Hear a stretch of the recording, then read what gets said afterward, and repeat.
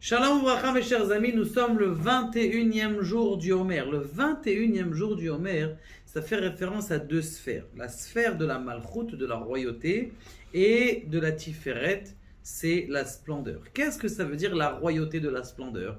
La réponse c'est que la Malchut, c'est Leotzi Mikoach El Hapoal, c'est-à-dire de réaliser les choses. Il y a beaucoup de gens qui ont des bonnes idées. Est-ce qu'ils les réalisent? C'est encore une autre expédition. Ça veut dire que tu as des bonnes idées, tu as des bons projets, c'est magnifique.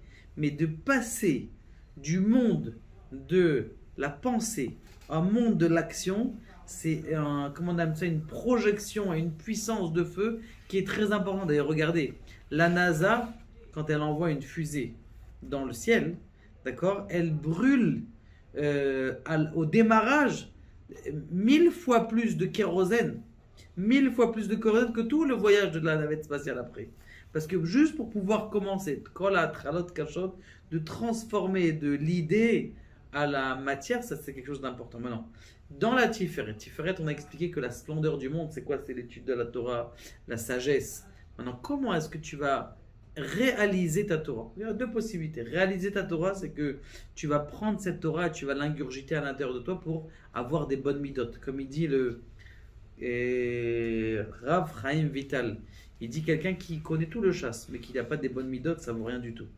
Quelqu'un qui a des bonnes midotes, mais qui ne connaît pas le chasse, juste il connaît un petit peu la halachot, c'est bien mieux que ça. L'essentiel de notre tikkun, c'est de réaliser notre Torah. La deuxième chose aussi qui peut être une idée aussi, de réaliser la Torah, c'est de diffuser la Torah. Quand tu diffuses la Torah et que tu enseignes la Torah, c'est de la réaliser et de la propager. Le Inyan aussi de ce jour-là, c'est du bon cœur. Il faut apprendre à avoir un bon cœur, être longanime. De savoir que la Torah, c'est pas un livre de mathématiques, c'est un livre que son cœur, eh bien, il s'adoucisse, il devienne bon et qu'il essaye de comprendre l'autre. Que Kadosh Baruch Hu nous aide, Bezrat Hashem, en ce jour, à développer nos qualités intellectuelles. Baruch Adonai, Le'olam Amen.